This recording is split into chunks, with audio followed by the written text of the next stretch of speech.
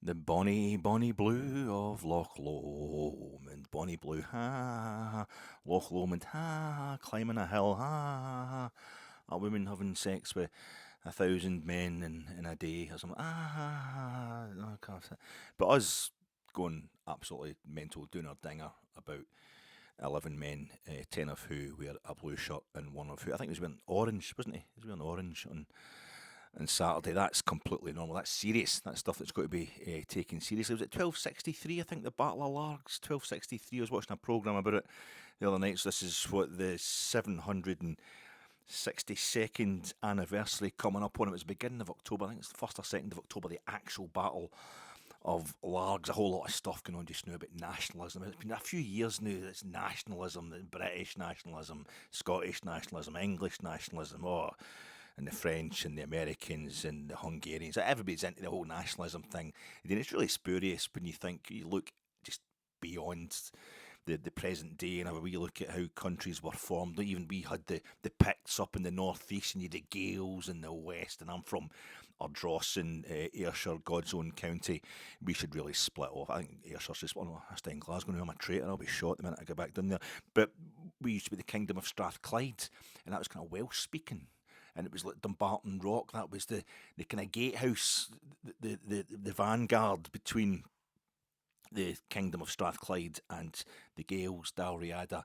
Did they exist at the same time? I don't really know, but they had the Vikings. It was the Norwegians. They weren't the kind of Vikings anymore. They were believing that they were Christians. They'd been converted and all that, but they weren't believing in Thor and stuff like that. They're still a warlike nation. But we had the Norwegian Vikings, like the Danelaw down in England, the Danes.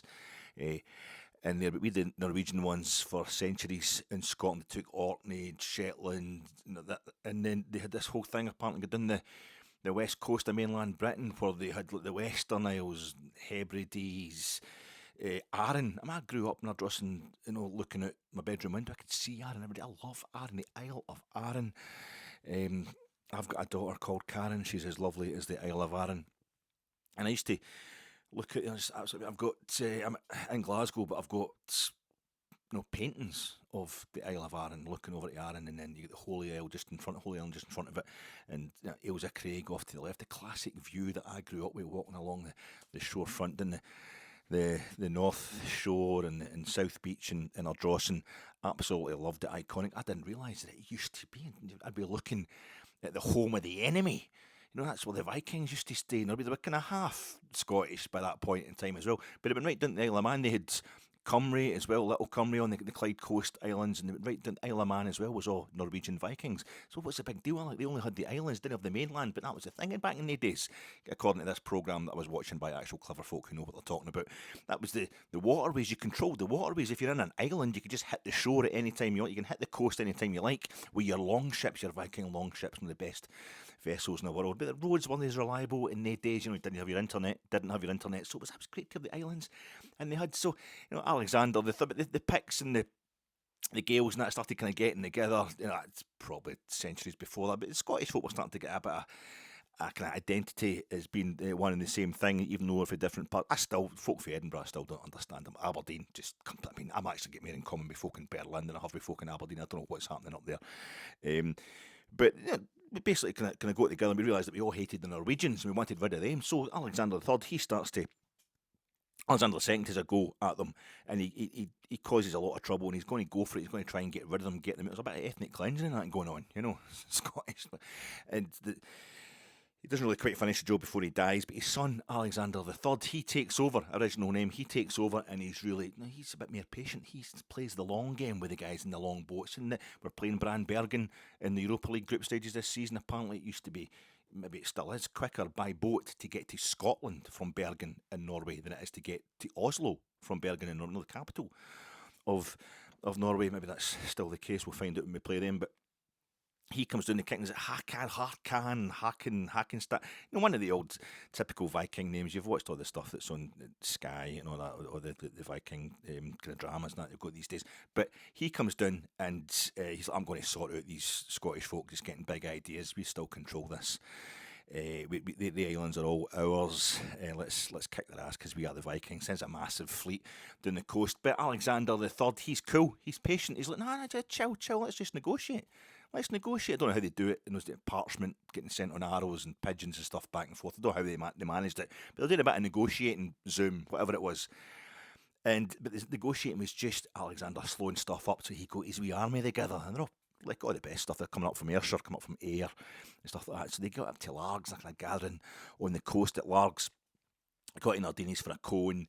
Probably got to Lou Macari's family, the chip shop in Largs. They go to North Ayrshire, so they'll go along there. Maybe the Alexander the Third's army get themselves a wee fish supper, and what have you while they're waiting for the Vikings. And the Vikings they're all gathered.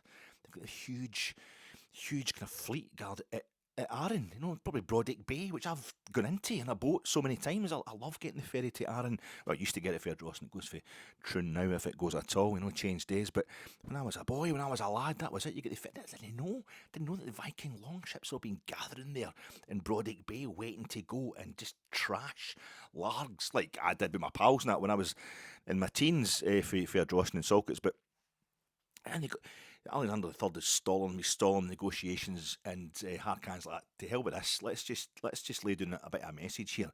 So they go to Loch Lomond. He sends a wee sub-fleet, a few of his boys get sent on a wee mission, and they go up to Loch Lomond. And they go in via Loch Lomond and they ravage Lennox. The Lennox, this whole area, I think it's Dunbarton. I'm imagining Lennox town.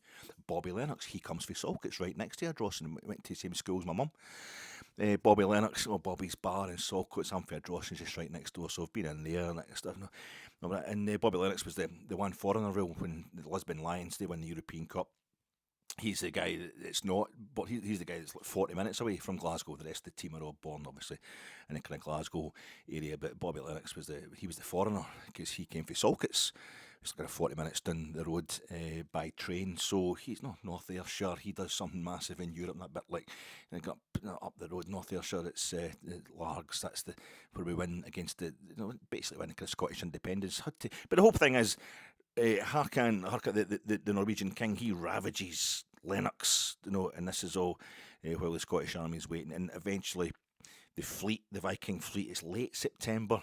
The weather starts getting really bad, and a couple of their longships get accidentally blown ashore at Largs, and then the Scottish guys going to attack them, And then there's a bit of kind of back and forth. It's no like a properly square go or anything like that. It's a bit of a kind of hit and run job, and we end up having to pay the Norwegians some kind of a massive ransom or something. We have to buy it 4,000 marks or something like that to buy back the islands. We do. I think they hang on to Shetland and Orkney for centuries, and we pay them like 100 something a year for like centuries.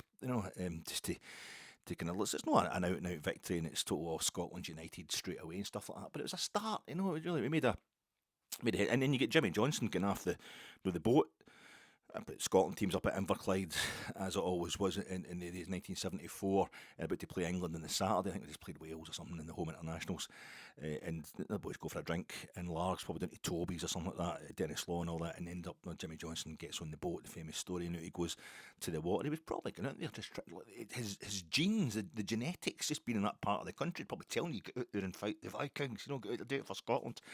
But take a bit of a slagging off the papers for that, did Jimmy Johnson. But in the Saturday, tears England to pieces, beat them 2-0. But later on in 1974, Scotland actually beat Norway in Oslo. It's quite amazing at Largs, in the same place, the Battle of Largs. It wasn't at the Pencil, it was a bit further up the road. They got it wrong where they had the big memorial at the Pencil, the Battle of Largs. That wasn't the battle site. They were a bit confused when they built that memorial. But that's what you go to Loch Lomond, and you send a message. And then you win. You ravage Lennox, which is like a Lennox town, so you're giving Celtic a lesson. I don't know.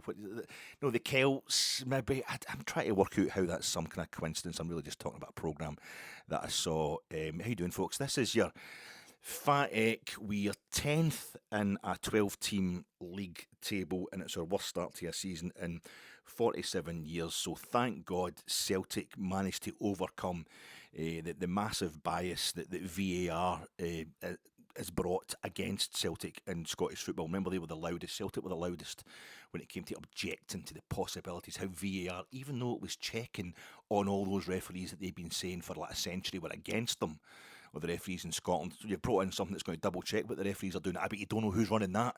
You don't know who's running. It was almost like they just wanted to make sure there was always going to be an element of doubt so they could put pressure, they could win games by screaming the loudest rather than actually, playing it fit, or whatever. It was almost kind of slanderous on referees, but they've managed to overcome that valiantly, Celtic, to get the decision on Sunday that sees them going just above Hearts again, when we couldn't do the business on Saturday against Hearts, which means that the Old Firm, Glasgow United, I'm just really proud of the Old Firm's grip on the top title in Scotland, could still realistically extend to 41 years in a row.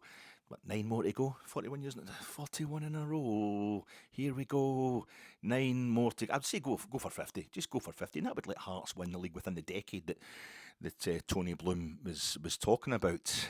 The Hearts kind of minority shares a guy who does the gambling, who is the lizard. But it's great to see Celtic maintaining that, doing the thing, keeping it.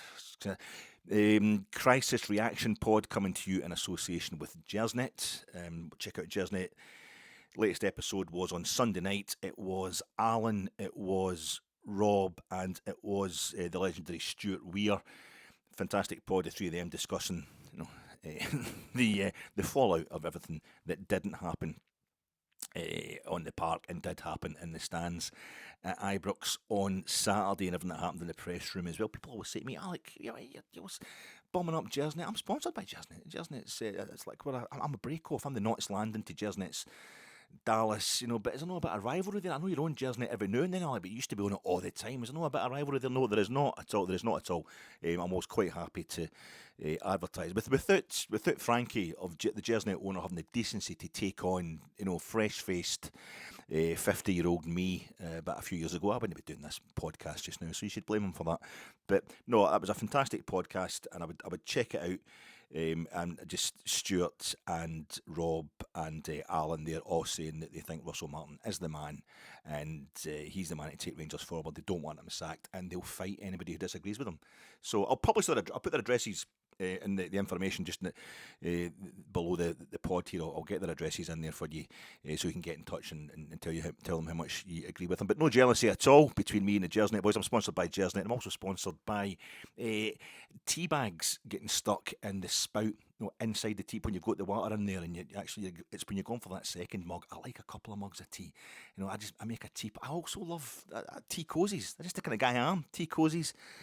I don't mind all that kind of stuff, tea, Jenny, Alec. Yeah, I am really. So I'll get the teapot. I'll always make sure I get 2 mugs of tea out of teapot. Just the one tea bag. And what happens sometimes, it just doesn't matter how often. I'm having tea my whole life, 2 or 3, sort of 6 or 7 or 8 cups a day. Mugs full of tea I've been having for most of my life, and what I'll do is I just still can't help it. I put the milk in first. I have milk. I don't have any sugar in my tea. I just have milk. But I don't like it too milky. I don't like it too dark. It's like it just so quite particular tastes. But I can't get the tea back. I just end up putting too much milk. I always put just a bit too much milk, and it's really annoying with the second cup, unless it's actually a benefit. Sometimes it's a bit annoying when the tea bag is in the teapot and it gets stuck in the spout. You can't do it on purpose. It gets stuck in there and accident, and you're pouring the water. The water's coming out really slow because it's going through the tea bag, But it's also really dark because it's sucking all the tea. It's going right through the tea bag and taking out all the remaining tea quality.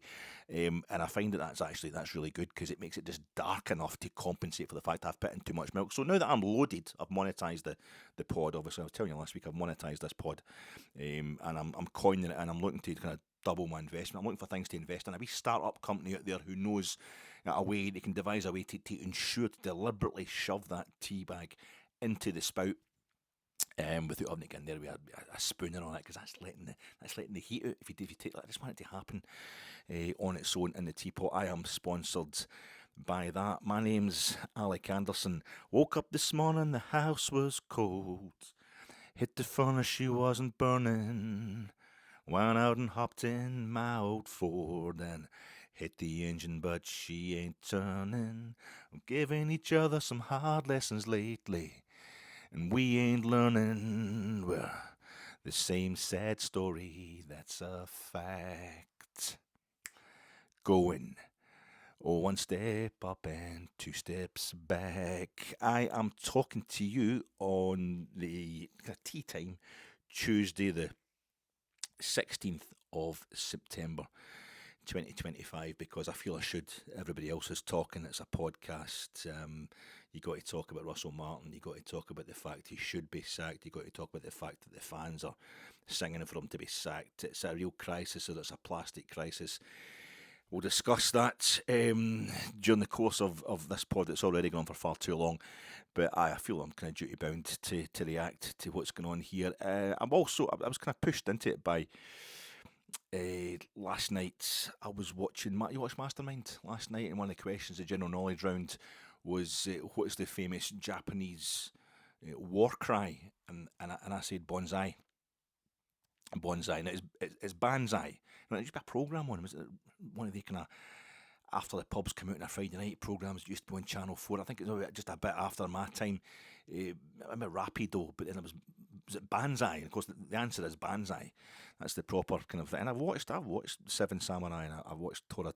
I know my Japanese stuff inside out, but I wasn't my sharpest. I'm getting the whole Rangers thing on my mind, so I just come out there and I said bonsai, and the other person in the room with me at the time watching Mastermind is like, is that no? Bonsai, it's bonsai, no, the wee trees that you get. I mean, you can imagine. And if you say, well, I actually said bonsai, so I only get one letter wrong. I didn't say bonsai, I said bonsai. You sound even more pathetic because you made the mistake. You got to take it in the chin. But that was the moment, just the kind of laughter and that and the mock. And I decided that was the moment I was just going to kind of get out of the room and I just started taking. I'll be reading stuff off a pad here every now and then. I've taken copious notes. I just jotted down my feelings. Divorce. I want a divorce. I hate her. I mean, it's just I said bonsai with a Z. I didn't say, but I started taking down all my feelings, taking a note of them because there was so much emotion these days around the whole thing of Russell Martin and the massive pile-on. I feel as if there's a bit of an industry going around hating Russell Martin just now, but there's no doubt about it. It's an awful, awful start to the season. And also, one thing I've been hearing doing the rounds just now, I mean, you get the Union Bears today saying they're issuing a statement saying he's got to go, and they're using it as an excuse of a dig at Patrick Stewart, who got it wrong with their tifo for the last All Firm game at Ibrox. Last season, was that this season? That was last season. Aye, they May the 4th be with you. May the 4th, last season.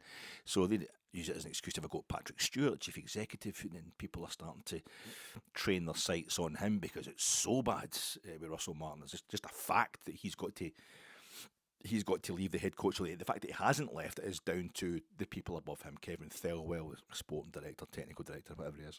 And then we're going up to Patrick Stewart as well. Just a matter of time till we get around to the owners that we welcomed with open arms just a few months ago. They'll be getting the next soon. You've got the Rangers Fan Advisory Board also having a go. Just restating their position of just before the Old Firm game a couple of weeks ago. We still want him gone. We want Russell Martin to go, as we did a couple of weeks ago. That was their statement on Saturday night after the 2-0 loss at home to Hearts. I'm seeing things like, Lawrence Shankland, it was right there in front. Lawrence Shankland scoring the 2 goals against us. We should have signed him. We totally should have signed him. We knew we should have signed him. He was available for a free trial. Well, the last couple of seasons it's been Shankland and Majowski have been the two strikers of other clubs that have impressed me the most. And we've got Majowski, and it's not like he's not trying, Majowski.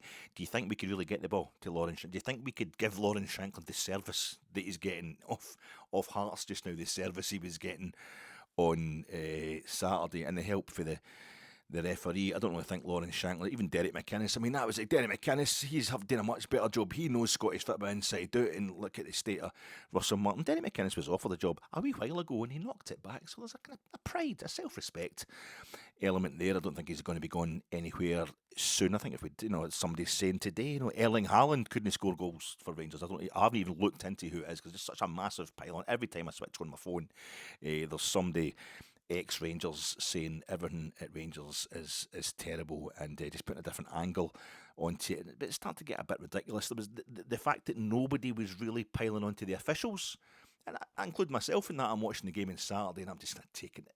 I know I've got the blue blinkers on all the time, but I don't even remember seeing Shankland's handball or arm ball in the build-up to the first goal. But the way I was feeling last night about the bonsai thing is maybe a bit like if I had said, no, I said bonsai, I only get one letter wrong, actually. I would have sounded maybe as pathetic as Russell Martin did sound for a lot of people in his press conference on Saturday after the game, his post-match press conference, where people are basically saying to him, why are you so crap? Why haven't you left? That's unacceptable.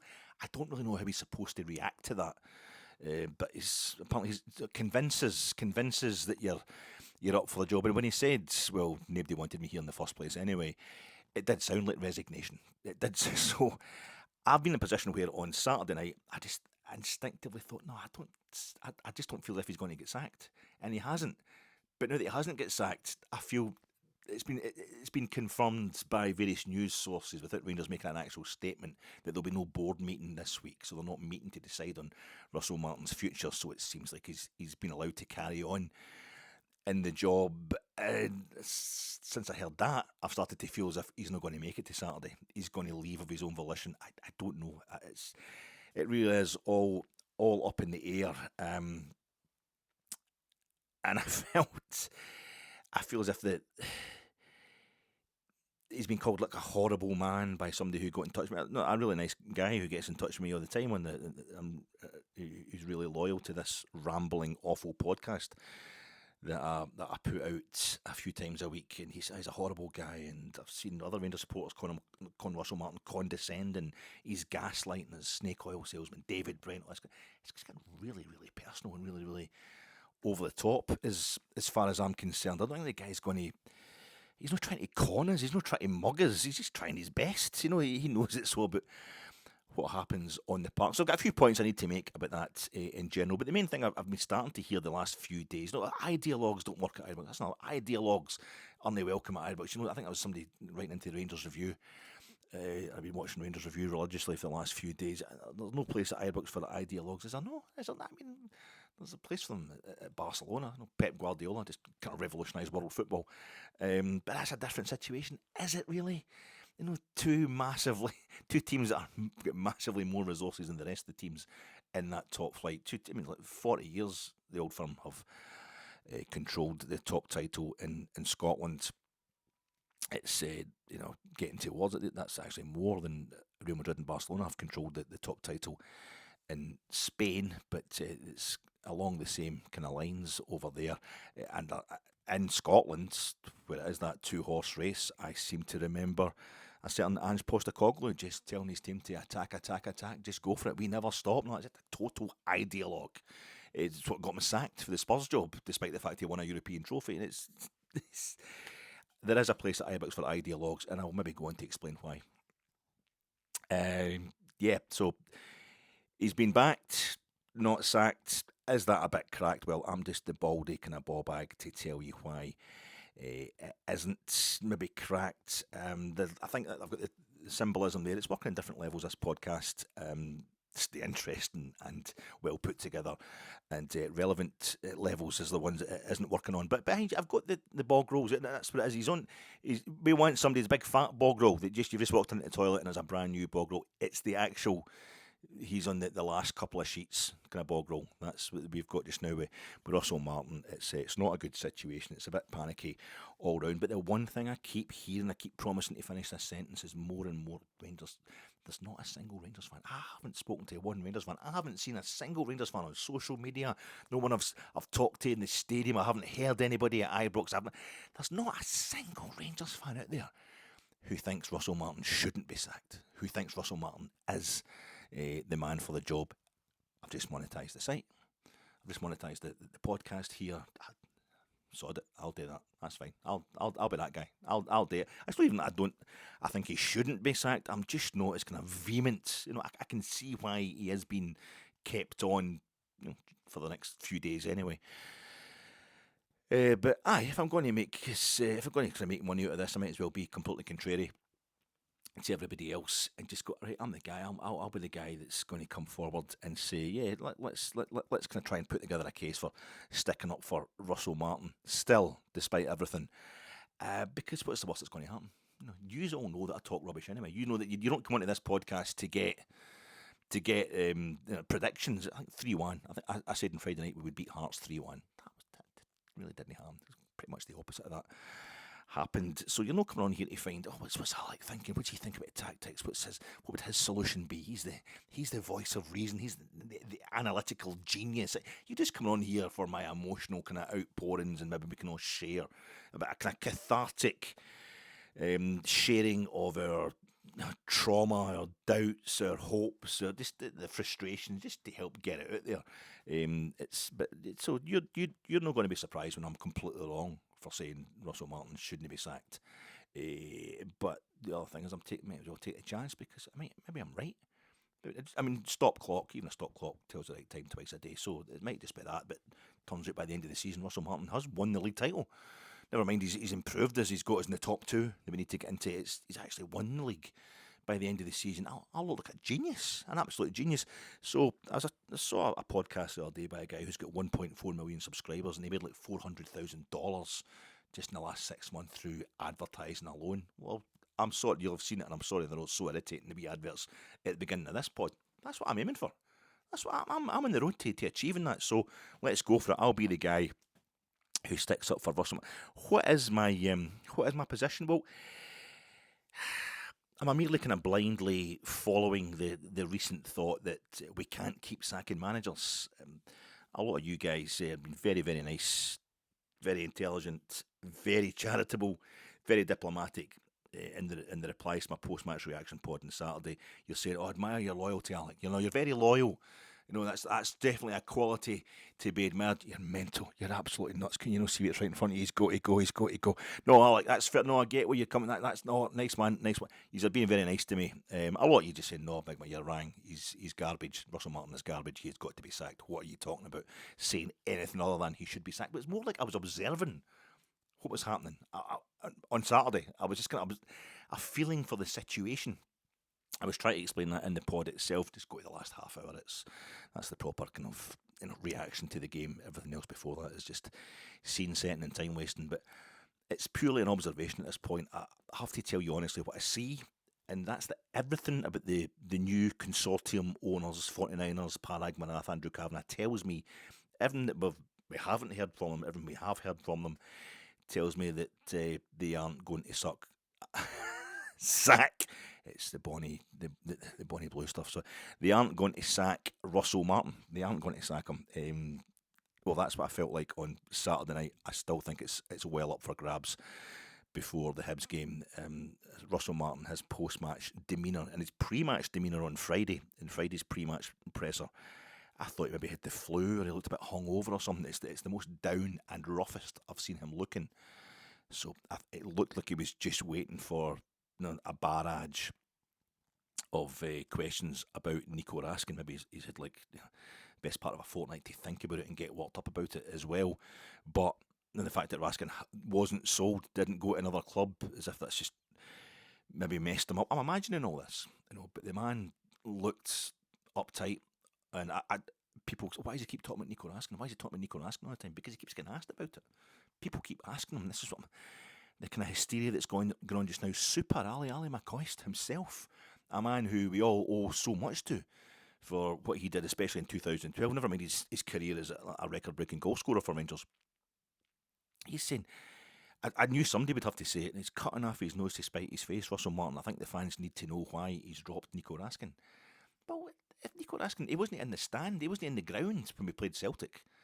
So something's going on. He's either been away of his own volition, Nico Raskin, or he's been barred for the stadium. Either way, for him to go straight back into the first team, the next chance he gets to play for Rangers just looks bad to the rest of the squad. It's a really bad example, and that undermines Russell Martin more than anything else. He obviously has to have a game where he's benched or he's at the squad, he's sitting in the stand, and then we can start bleeding him back into the squad. That's just basic club discipline, and not talking about it is what a manager should do.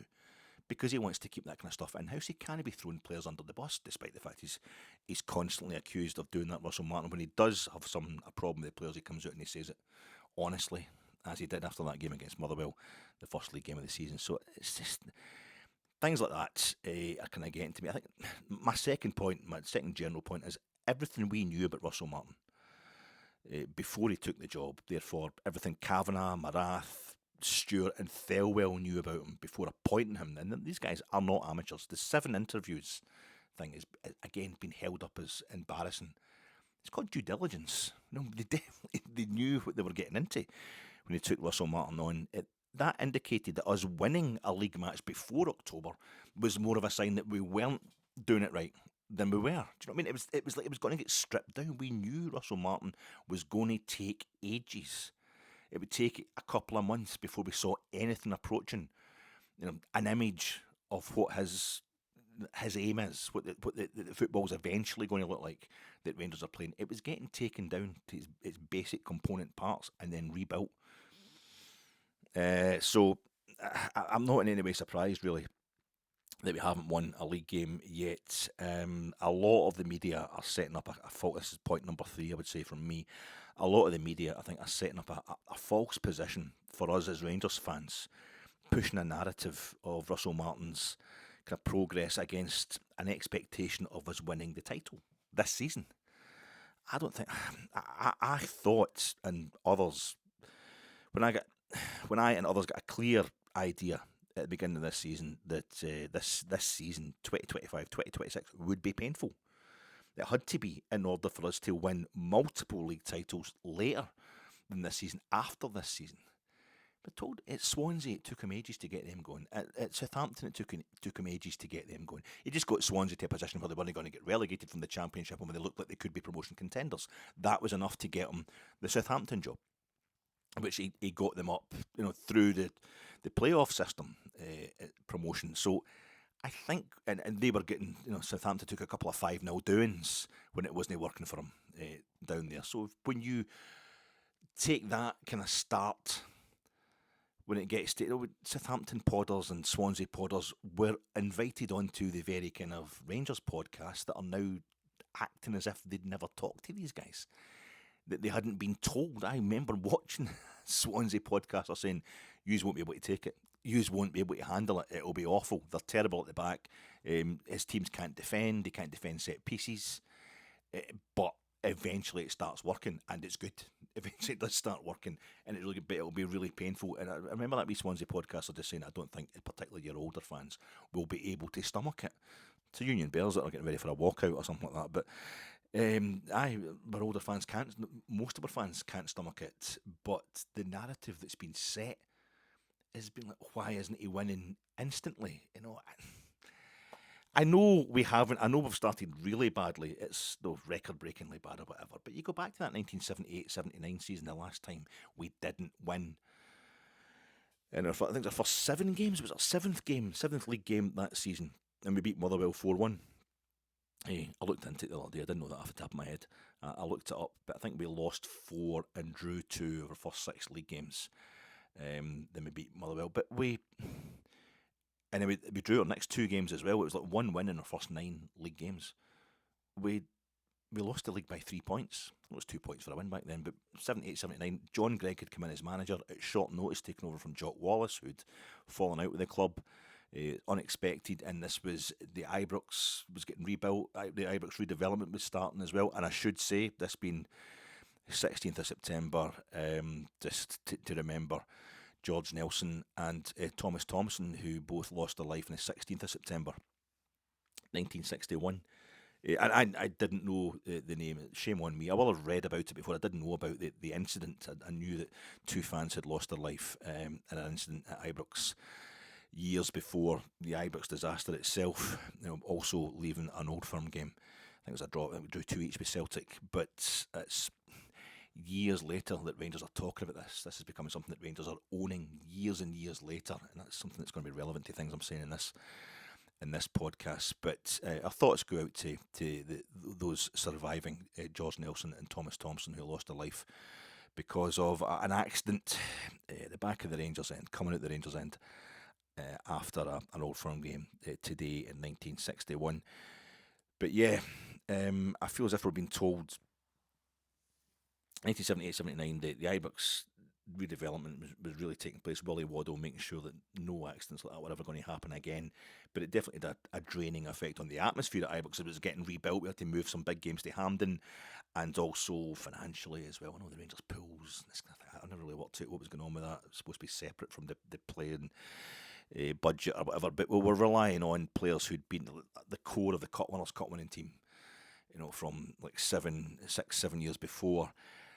In the treble winning teams of 76 and 78. This was us trying to retain the treble, but we ended up finishing third in the league. John Gregg had just taken over as manager, and we only lost the league the third last game of the season. It was basically a title showdown we get into with Celtic at Parkhead, and they won that midweek game. They won that 4-2. And I think after that, that was the league done, really. So we chucked one of our final two league games. We basically lost the league by a point, if you like. We won the Scottish Cup after a couple of replays against Hibs, and we won the League Cup. We retained both the cup competitions. We got to the quarterfinals of the European Cup, and we lost the league really narrowly. So I know, but it's different now. You've got to make a great start to the season. And I think, well, Celtic made a great start to that season as well, and we nearly caught them right at the end. And Dundee United were quite close behind us as well. Aberdeen were a great side then. So we're getting Hibs and Hearts becoming real contenders this season. Motherwell are doing really strange things as well. And they're quite interesting to watch. St Mirren or somebody you have to watch. So I think it's a bit early to write off the season, and also is the beginning of a season. We've sacked previous managers because it's all started going wrong. I know we sacked Michael Beale at the start of the season, but he'd had since the previous, kind of December, to try and get things right, and it was just going really, really wrong. We're right at the start of a complete rebuild under a brand new head coach with a lot of brand new players. I feel, it's kind of point 3A, if you like, I feel that a lot of our fans are having wildly celebrated the arrival of a real ownership, a proper board. Their sentiments, not mine. They're now panicking at how little control they have over that new ownership. I feel we're actually now realising we might be kind of getting a dose of really horrible medicine from a really merciless nurse. Just that she doesn't really give a monkeys about how bad it tastes and how it makes us feel in the short term. Oh, guys, I don't like that. I don't like that. It's like you're having it, you're getting it. You're totally.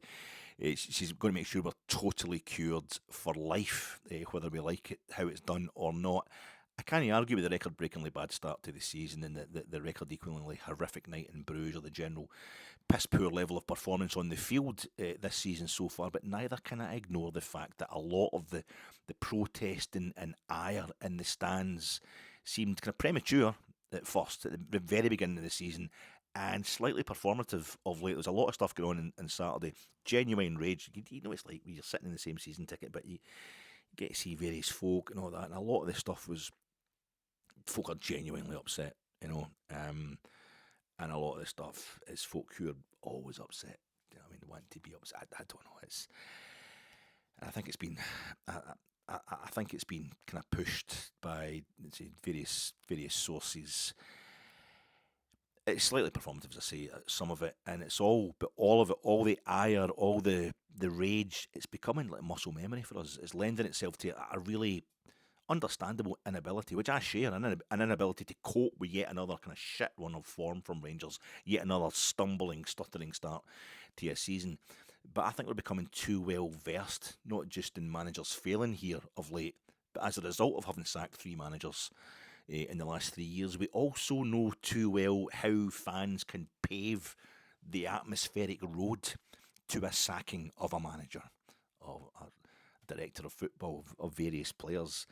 We can go through the outrage and protest and online pile-ons more readily than we can celebrate these days, and that's because we've not had enough practice at celebrating. I get that, but with plenty of achievement in Europe, done really well in Old Firm games of late. But rage sells, and we know all the best places to buy it. I just think we've got to the stage where, as soon as something doesn't suit us, as soon as we don't like something, but we're not really ready to take short-term pain, because we know the previous board would do anything for us. They would go out and just act, and maybe sack guys we shouldn't have sacked. I'm not sure that's true. It's particularly when it comes to managers. But like Giovanni Van Bronckhorst, it's like a handbag. When he gets beat 3-0 at Parkhead, his first trip to Parkhead as manager, Gio by Postecoglou's Celtic, and they had rigged it obviously with everything they did, the pressure they put on the authorities to move the winter break, because the lifeblood of the game, there's always a moralising meme goes along with it, sick. But right, we get pumped 3-0, and Gio seemed genuinely surprised at how poorly his players had reacted to it. But he goes back there the following season. The next time he goes to Parkhead, next time we go to Parkhead, we drew one each. But he goes back there the following season, first All Firm game of the season, and we're 3-0 down at half time again. We get beat 4-0 this time. And you think, that's twice you've done that. That's when you really start losing faith. Russell Martin's just done everything once so far. So do we wait until we're getting beat 6-0 by somebody in Europe again? No, but maybe we need to do that before we know what's actually going on. I think we've got it before we can properly judge it. I think we've just got it in the system now. We're so used to hounding guys out the job, and they do get hounded out the job, and it's almost we can't get a result on the park. We get one off it almost to compensate. I think we're getting too used to it. I think it's becoming muscle memory. I'm not saying Rangers are bad because we're not happy clapping. I'm saying we're in a situation where, because we're so mammoth a club, we're simultaneously both in need of the deepest levels of change in Scottish football and have become the support least capable of tolerating that change. We can't handle any of the kind of short-term setbacks which inevitably come with proper infrastructural tectonic plate shifting change. And that's what we need. It's a bad recipe. We need what we want to do, what we need to do at Rangers will require that short-term pain. We were warned about that by the current manager. All the signals coming from the board, we're going to go through that as well. A bit of short-term pain, but we seem unable to do that, and something has got to give, which leads me to point 4, and this is me. Everything I've been saying so far, obviously, you can quite rightly write off as crazy, certainly very boring, very kind of pub bore, pub nutcase, whatever. But this is one I will own as being a really kind of weirdo, little theory of mine. And I've, if you've watched this pod before, you've probably heard me stating it before. This is personally me, what I think needs to happen, what I think it's all coming from, what the answer. By the way, I see people keep calling this a Rangers podcast. Where does it say? This is the Fat Egg podcast. Where does it say Rangers podcast? Your address is FatEck1999. That's your YouTube address, FatEck1999. And we've heard you saying that Neil McCann's second goal of the 2 he scores, the one that made it 3-0 at Parkhead on the 2nd of May 1999, is your favourite domestic goal of all time. And sure, you knew in that moment as he rounded the keeper and just looked at the empty net and rolled the ball into it, you knew that was it. We'd won the title at Parkhead and we're going to beat Celtic later that month in the Scottish Cup final to seal the treble. You keep talking about how you don't really care about Celtic, it's all about Rangers as far as you're concerned. It's all about Rangers, and yet it's funny how that's your favourite domestic kind of goal of all time. But no, you got that all right actually. 1999, in fact May 19, the same month, it's when I get married. That's when I get married, and as a kind of fundamentalist Christian conservative influencer, that's why I've made that my address in this podcast, because that's when my life really started. That's when I started living properly through Jesus, was when I became a family man, a husband and all that. Bonsai, what couping? Imagine running into a battle just shouting about a wee tree, So I don't know where this idea is coming from, that I'm a Rangers podcast. I mean, I occasionally do a wee pod from outside Ibrox, but you don't know that I've been in the ground. Have you ever seen me doing a podcast from inside Ibrox? No. I've just probably been in the pub. I've been in the pub watching the game.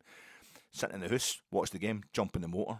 My pods, my immediate post-match reaction pods are never posted immediately after the game. They're always hours later. Why is that? You know what I mean? It's just a hobby, really. In fact, it's just a hobby. These pods are about movies, diet plans, kind of hair systems, how to make pounds from working at home, and all while I provide you with a beautiful musical soundtrack. My latest LP of covers, Fat Man Sings the Red, White and Blues, KLF all the way, Muck the Pogues and the Doris Day. It's out in November, so I don't really get where that's the Rangers. But you've got an RFC, you got Scroll Crest. That's your banner photograph on your YouTube page here on this YouTube page. It could be any crest, just a Fitbit strip. I've just chucked a Fitbit strip because I'm a bloke. I'm a bloke. I'm about the Lineker and the Shearer and the VAR. Oh, I hate the VAR. The offside, the onside, the dominoes, the Budweiser. That's all this is about. It's just a bloke's kind of. I'm just a middle-aged, bald, West of Scotland bloke influencer. Just trying to tell you the best films to watch, the best snacks to eat, and how to get influenza. So anyway, my theory, Ford Super Sunday, that kind of stuff. Rangers schmangers. My theory, 1967. Berwick. I know. I take it back to that. I wasn't even born then. It was 1967. We sacked George McLean and Jim Forrest because we get beat 1-0 by Berwick Rangers in the Scottish Cup. The darkest day in Rangers history, as it was back then.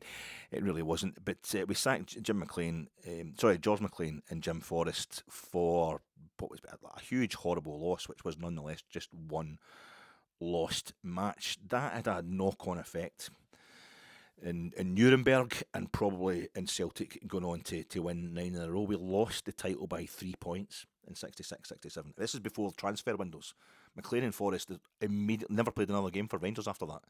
They're immediately put in the transfer list, and they were away, I think, before the end of the season. I don't really know the complete details of exactly when they left. They certainly never played for Rangers again after that game. Was it January 67 when we lost to Berwick?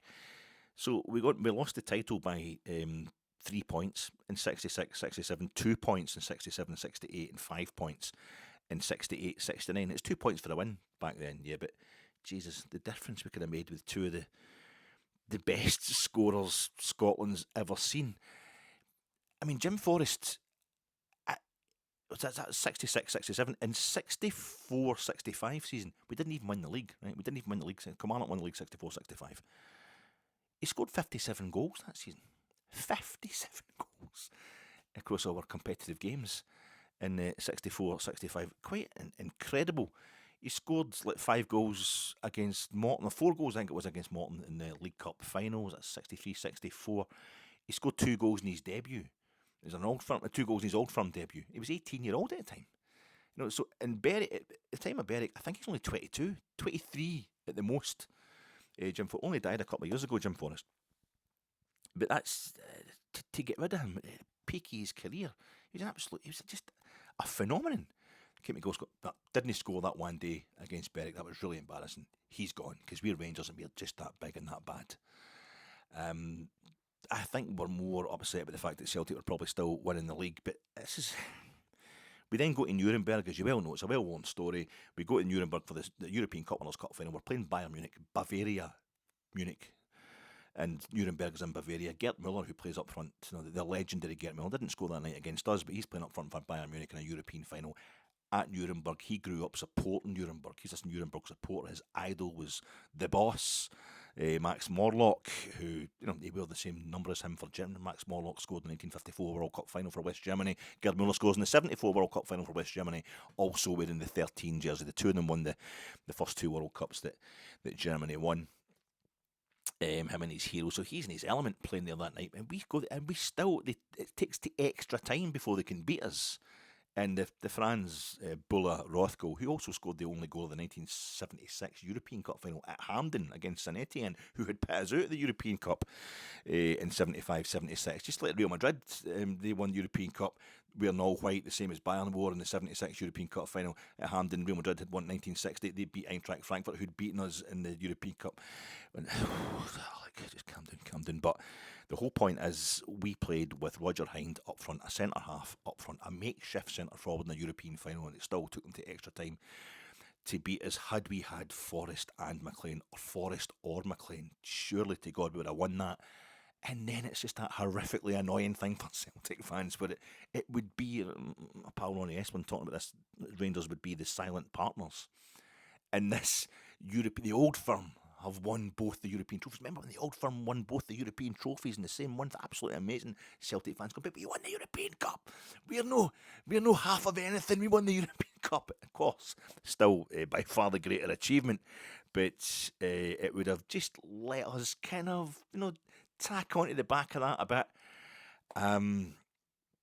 And more to the point, there's no way we were ever going to be anything other than second best over the piece to Jock Stein Celtic. Jock Stein's so ahead of his time, such a great manager, a genius of the game, but and a Rangers supporter. when he was growing up. But we made it so much worse. The way we did react made it so much worse. We could have won a couple of the league titles. Celtic could have won maybe 6 or 7 even out of 9 in that period, Jockstein, the 9 in a row. But it was 9 in a row. They won 9 in a row because we set ourselves back. Our reaction was to make ourselves worse, just to punish, just by being... Anyway, I feel we couldn't do anything about Jockstein having the upper hand in that era, but what we did, it made it much worse. It took us a decade to get over it. I mean, Celtic had won the league once. Jockstein was their captain. When they won the double. So somebody outside's moved their bin. I thought it was a car crashing. They won the double in 1954, but that was the first time they won the league since 1938, and they wouldn't win it again until 1966. So they just won the league for the first time in 66, and they were trying to retain it in 66, 67, and they would. They won everything. They won the quadruple. They won the Glasgow Cup and the treble, and they won the European Cup. It was a quintuple.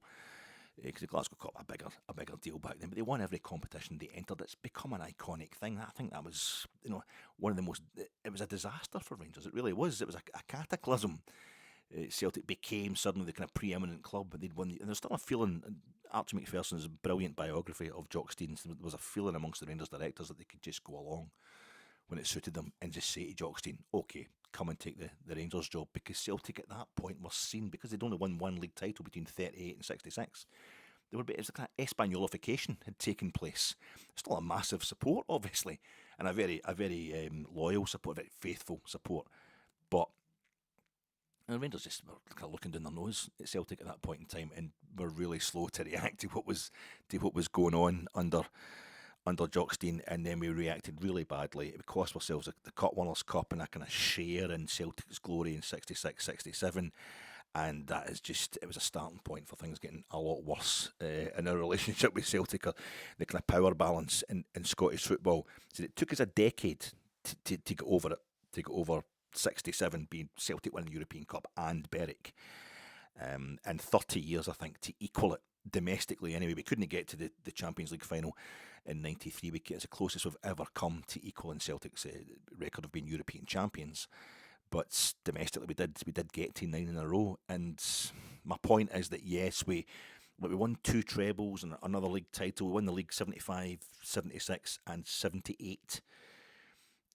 We ended Celtic's reign, and we stopped him at 9 in a row. We won. We were trying to go for 10, obviously, but we won the league in 1975, then won the treble in 76. Celtic win the double in 77, and we win a treble again in 78. But that was the proper kind of generational domination, the return to not just the preeminence we had in the 30s, 40s, 50s and 60s, but the certainty that we were Scotland's best club. That came with us equaling 9 in a row. 9 in a row. We equalled that domestic achievement, that domestic record that Celtic had set, and that didn't happen until 1997, 30 years after Berwick, after Lisbon. And the reason we were allowed to equal that, the reason we did do that, was because right at the start of that process, right at the very start of it, in 86, 87, right in the middle of Souness's first season, the first season of the Souness Revolution, we suffered another Berwick. Hamilton Accies beat us in the Scottish Cup at Ibrox. They're in the same leagues as Hamilton Accies. I think they finished bottom of the table, and I was there. I was in the old East Enclosure that day, that horrible day.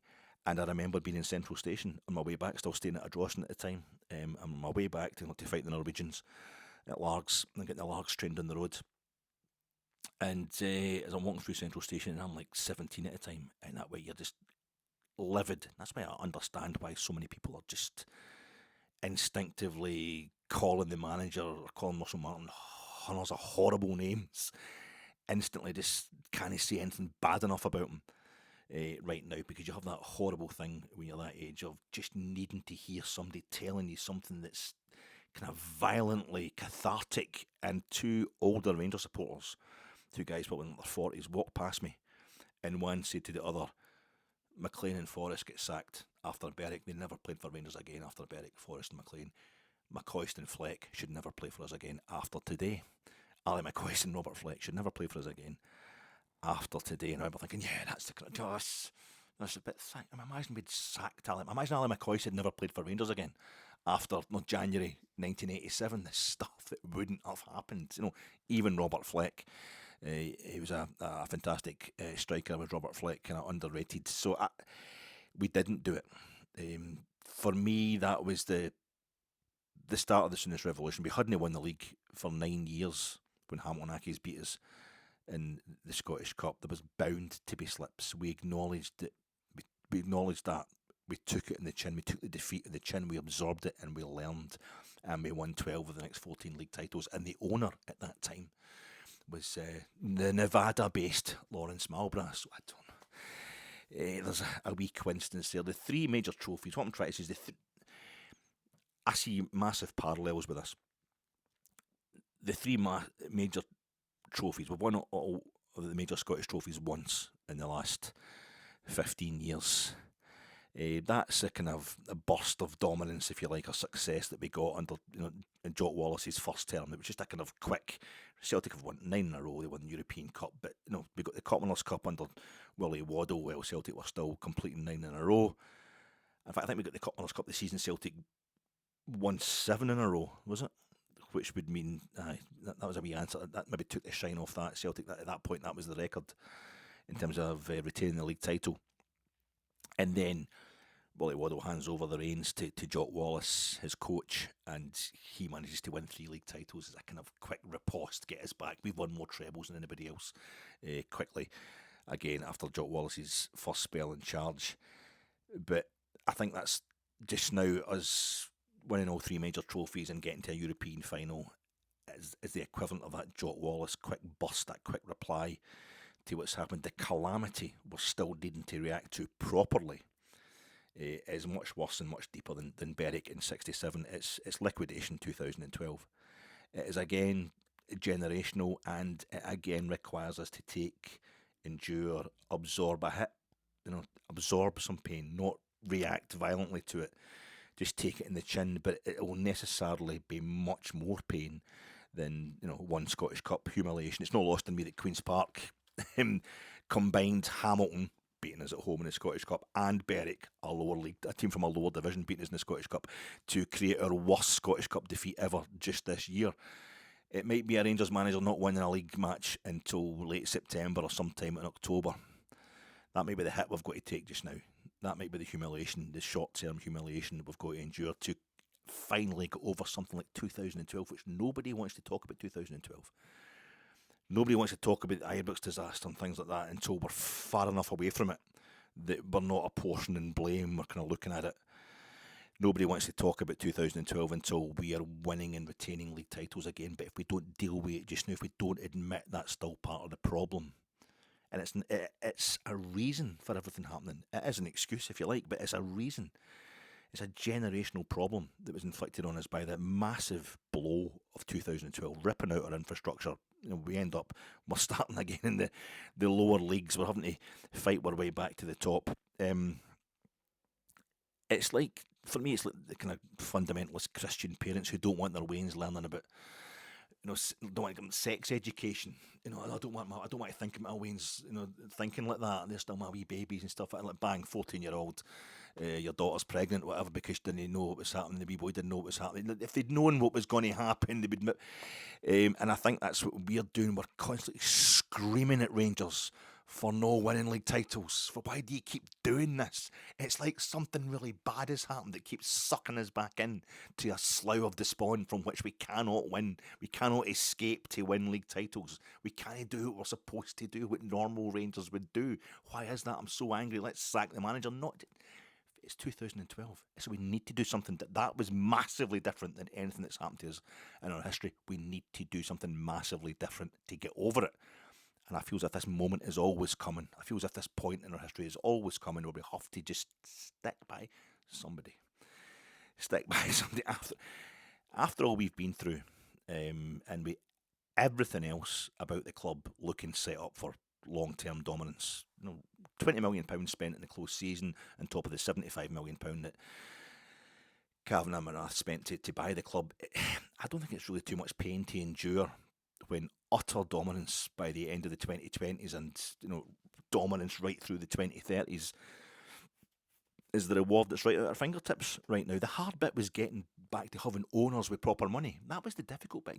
I thought it was going to take, on our own steam, it was going to take until the 2030s. It was going to take 20 years from 2012. The only way we're going to shortcut that, circumvent that, wait, was going to be W-A-I-T, was going to be an injection of cash from a third party, and I was just praying it wasn't going to be Saudi Arabian money. It's still sports washing, but it's a slightly more acceptable version, North American sports washing. But it's here. The hard bit has been done.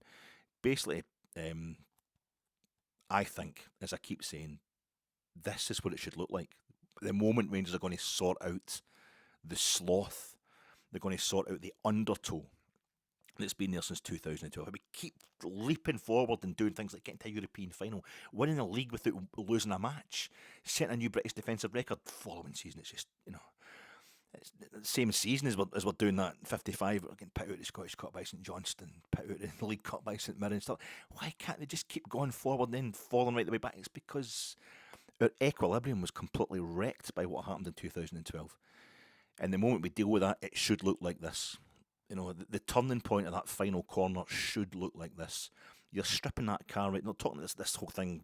One of the new owners had said, or was it Patrick Stewart or somebody had said this thing about you have to rebuild the plane while you're flying it at Rangers. You have to keep winning despite the fact you're going to improve. Well, for me, I think a far better comparison is Pimp My Ride. We're trying to pimp that car. We're trying to get Rangers back to being just the most glamorous, glitzy, just most winningest team in Scotland. And you just try to pimp your ride. But your mate's doing it for you. He's doing it for you at night time. And you've got to go to your work. You still need the car to get to your work during the day. So he has to strip the doors off. He has to take the windscreens out, to take the silencers or the mufflers off the whatever it is, the carburetor. I don't really know about cars. But so during the day, you're driving about this motor that's getting steadily worse. It's going backwards. Things are going backwards. It's getting no doors now. It's getting no windscreen. What's happening here? But it's going to get there. This has got to be done before you've got no exhaust. Because the new one hasn't arrived yet. We're going to get that fitted in. But the cars, it's getting worse than it was before. But it's got to. This is what you've got to do to make it look long term so much better. It's just sick of my kind of my analogies, my metaphors, my impoverished historicism. So let me spice it up by saying this. What is the aim here? What do we all want? What is it we're actually aiming for with Rangers? Now, I think it's far too easy to say, we want to be able to beat Hearts at home. We want to win a league game before October. I think that's cheap and it's wrong.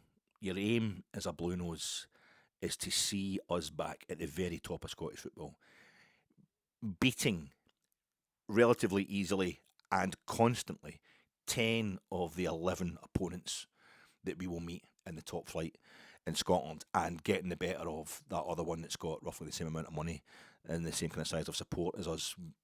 How close have we been to doing that in the last 4 seasons? In any top flight season since Walter's second spell in charge. It's a complete culture change. It's a complete culture change that's required. We keep saying, I've never seen anything like this. I've never seen anything like this season under Russell Martin, what's happened so far. You maybe haven't seen all these results put together at the beginning of a season, but you've seen it all fucking like yesterday. You saw it, we've drawn 1-1 with Motherwell at Fir Park. Russell Martin, what are you doing? We drew with Motherwell at Fir Park the last time we played Motherwell at Fir Park, and that was, December? Motherwell beat us at Ibrox the last time they played us at home. This is not anything worse than... we've drawn with St Mirren and Paisley. We drew with St Mirren and Paisley under Barry Ferguson like 2 months ago. We got beat the time before that. We went to Paisley. That was December. Was that 9 months ago tops? This is St Mirren beat us at Ibrox the last time they went to Ibrox. It's not done anything worse. If you've taken on all these new players and all these new signings, and you're trying to implement a completely new system, which we need, then this is what this is what it should look like. And we're not seeing anything we haven't seen. Okay, Dundee, that was the first time they avoided defeat at Ibrox in, I don't know, was it decades or 20 years or something like that, almost. That was a big day for them. But we were down to 10 men, our own fault. A goal narrowly ruled out for offside. It was offside.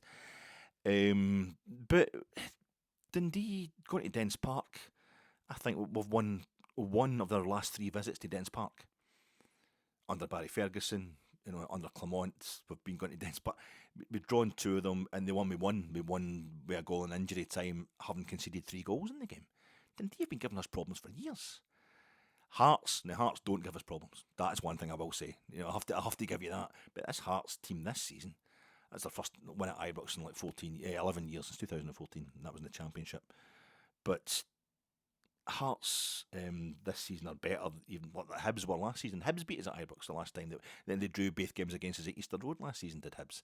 And Hearts are clearly better than them at the start of this season. So I say this, but they've had to change new players. They've had to change other players. They've had to change. But the depth of change that's required at these clubs is nothing compared to what's required at Rangers. And the culture change we want, it's a complete culture change. And yet one of the very purveyors of that thing that's been dogging us for the last few years, that thing that's making us so upset as supporters, that we'll turn up when we want to attitude, great against Celtic, and that's only a recent thing as well. That's only last season that's really happened.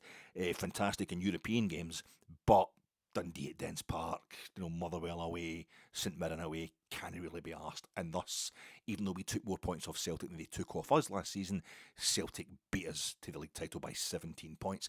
One of the major purveyors of that attitude is Nico fucking Raskin, and he's been martyred and lionised because the current manager has got his fucking number. This is what we wanted. We wanted this dealt with. We wanted that attitude dealt with, but I'm watching the Rangers Review, which is an invaluable news source. The Rangers Review, top journalism. I could only dream of knowing that much about football and being that involved. And I wouldn't be able to do these pods if it wasn't for the relentless news and insight that was being provided by the Rangers Review, who work closely with Jersnet as well. So top guys, and they're quite rightly shoving out a show on Sunday morning, which will be eating into the guys' spare time, and that. But I'm watching Derek and Johnny kind of fighting it out on Sunday morning to see who can come up with the worst scenario, the most terrifying scenario for Rangers. It's like, they're going to be lucky to finish second at this rate, Derek. Because Hearts are taking away the idea that we're going to win the league. I don't think we're ever supposed to be winning the league this season, but we're going to be lucky to finish. No, Johnny, we're going to be lucky to finish top 6 at this point in time. We're mid-table at best with this kind of form, and I just felt like getting in touch. No, it's going to be admin 2, I think, and relegation by relegated by March, probably admin 2 by Christmas, and then by April nobody's actually allowed to mention the name Rangers. Allowed to mention the word, even in relation to the Texas Rangers or New York Rangers, and you just can't say Rangers. By April, and then in May the World Economic Forum will get together with Bill Gates and Pfizer, and they'll do another vaccine, but this time the microchip in the vaccine will make you forget that Rangers ever existed, that there's ever anything like everything called Ibrox or any players, and there's nothing, which will be really difficult when we win the Scottish Cup final on penalties. But it just feels as if it was getting more and more kind of it's absolutely what the Rangers fans are lapping up how we're feeling, and generally I don't feel like this, but this stuff with Bonnie Blue, she's that's a grim thing. We don't want to be like fundamentalists or whatever, but folks should be able to enjoy themselves, whatever. But there's a lot of really young boys involved and all that kind of stuff, and the objectification it allows for the kind of they're all like that, really, aren't they? Women, it's. Anybody who wants to have sex with lots of folk and make money out of it, if they genuinely doesn't bother them, if they genuinely can cope with it. But similarly, also the people that are having sex with and stuff like that, but that becomes, that's a laugh, and Rangers having a team meeting, a team bonding session, which is the only, and not by going down the boozer and getting wrecked, which is the way Walter used to do it. And I think his football was different then, but by doing it healthily in a way that's not going to affect their fitness ahead of Saturday's game. But they were wearing it's like they're wearing bad shoes. It's a laugh. Folk are genuinely trying to have a laugh about it. They're wearing the wrong footwear for going hill climbing in Loch Lomond and going for a swim afterwards. But it's a totally healthy. We think these players are all garbage anyway, so I don't know why we're worried that any of them will make the cop an injury. that's a slagging. That's something they shouldn't have done. It's getting desperate. That's exactly what they should have done. They should have found a way to bond, get together, and just try and have a word with each other in a nice kind of an environment away from Ibrox, which is probably pretty hairy right now. Probably got a lot of bad memories from them right now, Ibrox. It's heading for a kind of don't go to the Hibs game. We're building up to this kind of going to watch Rangers is actually the worst way to support Rangers, which is all very Elon Musk's main aim. It's very we're all living life online, and we're whipping ourselves up into a frenzy that has a really bad effect on real life. Russell Martin is trying to tell us it's the fans. His demeanour looked gone in that presser on Saturday after the game, but I wonder if it's what other chances he got. He knows he's going to get slagged rotten. There's people getting in his face competitively trying to, tell him, "No, you're crap. Actually, I think you're pish." He says you're pish. I think you're a fucking disgrace. Why are you looking so down? Why are you looking so down, Russell? You look as if you're just, you're really arrogant. No responding to us throwing our hatred in your face. And in fairness, these journalists are just passing on what their audience is telling them to pass on, but I think it's all kind of metastasizing. And I'm told that apparently the only people who are actually telling Russell Martin that he's any good must be the fans that he bumps into, the leafy West End. I am from the leafy. I'm West End adjacent. I'm from Ardrossan, obviously, but I think he's got a really bad idea about the West End. The West End, it's supposed to be posh. I see all these things with West End. The gardens are all really neat and that's small guy in Bearsden. The West End's much wankier than that. Everybody around about here tries to be bohemian. It's all people who are properly moneyed. Like they've been partners and solicitors or accountants or something like that. But they've so much money they can retire, take it easy. They'll be on the. I've been through this before. They'll be on the turnip jeans and the Breton shirts and all that, Bell and Sebastian. Yeah, the boy with the Arab strap. There's actually another band called Arab Strap. Do you know there's a band called that kind of stuff? That's going on, but these folk are proper. It's like the idea that the roughest folk in Ibrox is the Union Bells. That's all the front of the Copeland. That's where all the real singing takes place. It's quite dangerous in the East Enclosure. It's hospitality. Hospitality is the place where, I'm super well dressed and all that, so I'll sink as many of these free pints as I possibly can. I'm entitled.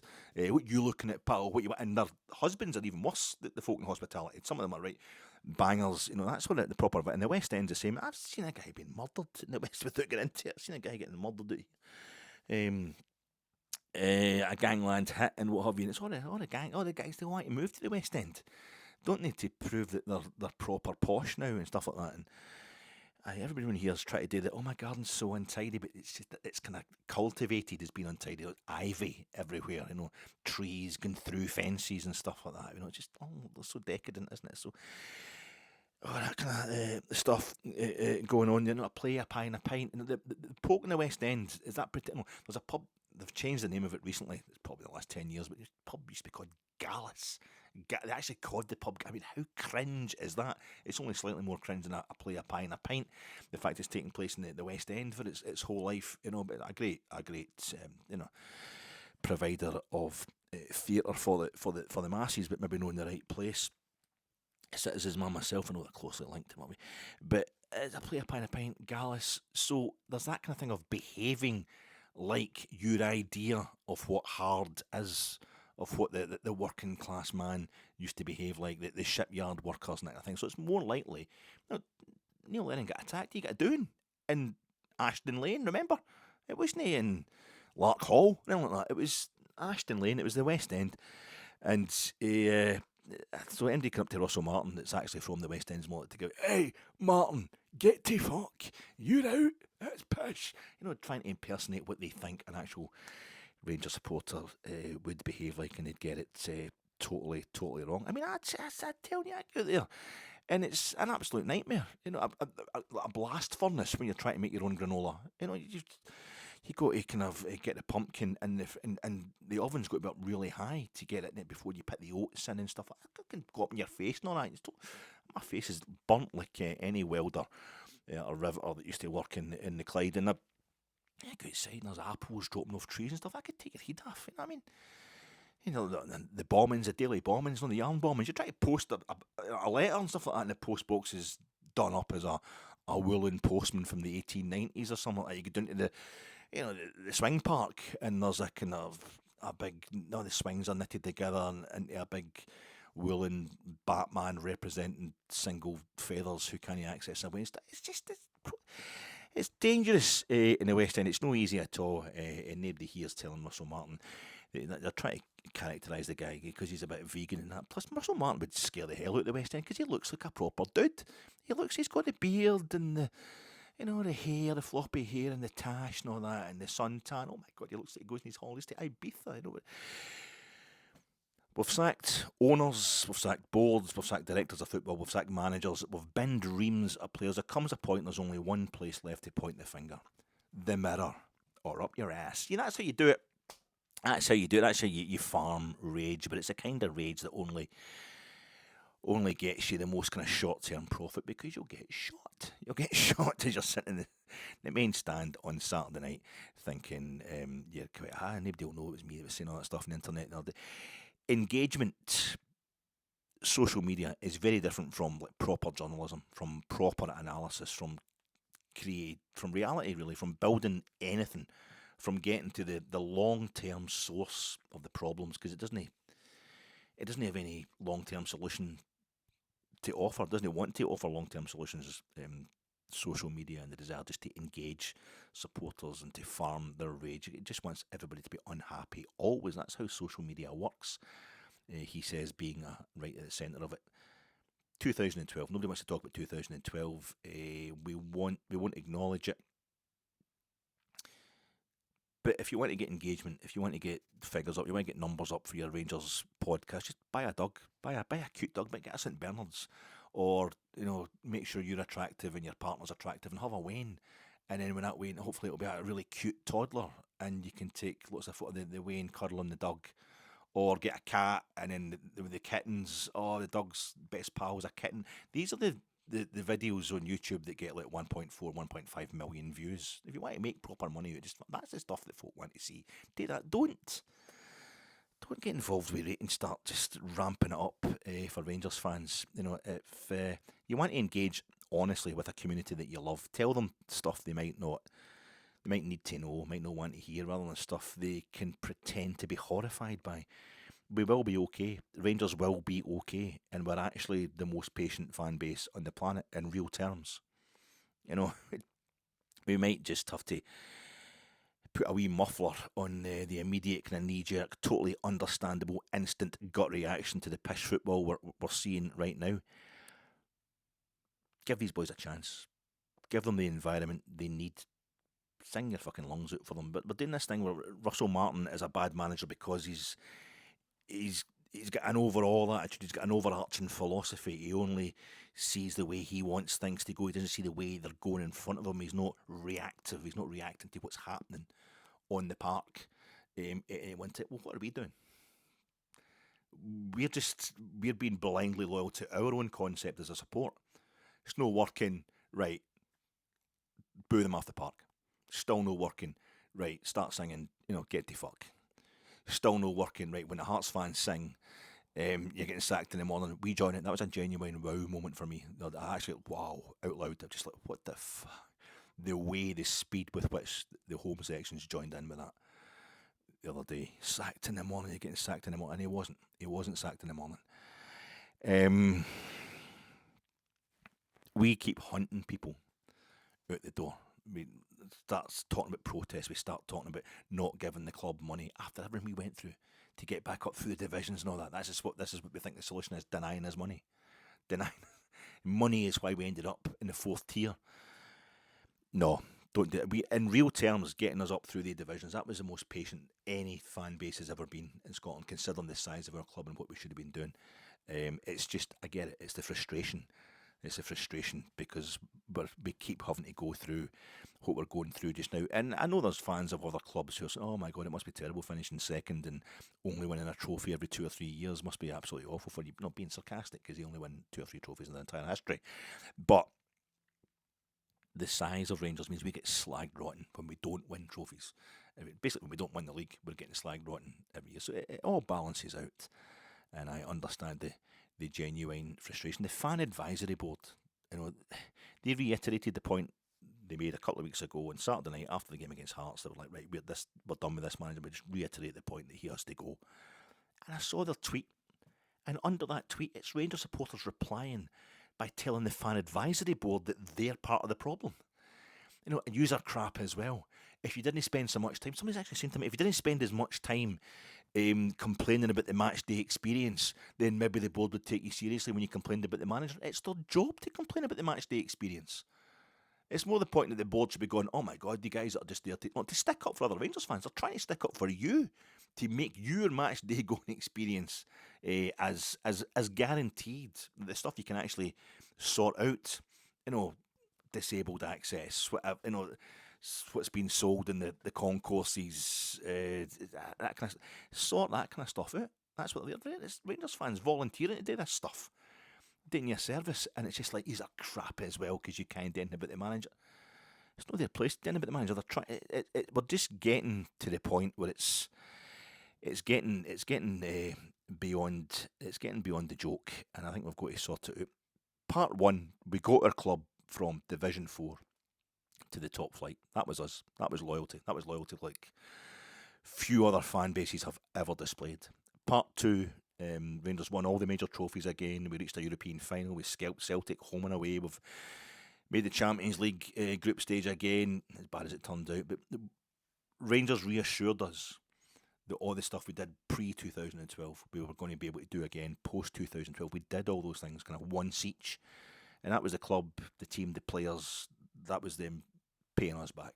That was our reward for our patience in getting it back into top flight, and the first 3 or 4 seasons back in the top flight.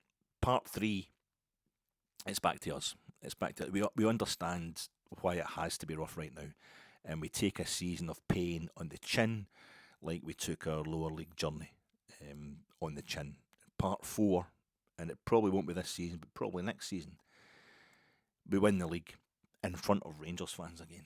We haven't won the league in front of our own support since 2011. It has to be such a part of the hate, the ire, it's just, they say depression is anger turned inwards, so we're trying not to get ourselves depressed. It's easier, it feels more proactive to have a go at the manager, to scream and shout and say, he's got to go, he's garbage, you want to be definite about stuff. But so much of the pain must be because 2011, we won the league in 2021, and it was real, it was proper, it was super emotional, it meant the world to me. It's the most important league title in our history, but we weren't there. We weren't in the ground. And I think the match going culture now, we're only getting to see Rangers, we're only getting to experience the Rangers that are great in Europe and can be great against Celtic, but we constantly getting, all we're going through this season is an extension of what we went through. We went through a record run of losing at home. Rangers have never lost 4 straight games at Ibrox before in our entire history. Getting back of Ibrox, getting back to the Victorian period, it's unbelievable. And now we're doing a different kind of record bad start to the season. It's not any worse than last season. It's just this time there's a good reason for it. And we've got all these new players. We've got a new system that we're trying to put in place. I don't see evidence of that system, nor neither do I. And maybe the manager has got off course. He doesn't have the guts to stick by. We're genuinely scared the fella. I don't agree with this. We'll be stress testing the players. If you can't handle the Ibrox atmosphere and you shouldn't be here, that's a cop-out.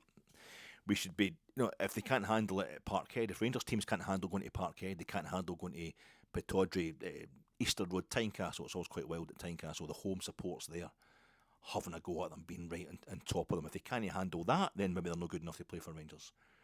But this thing that, it's almost like we think we're one of those managers, maybe like Alec Ferguson, but the players don't care, they're not worried about the opposition because they're so busy being scared of their own manager. They daren't go back into that dressing room without the 3 points. I don't think it's working like that, though. I don't think it's working like that. I don't think it's fair, this thing that we just shout and scream at everybody, call them all the names under the sun, get really personal with them.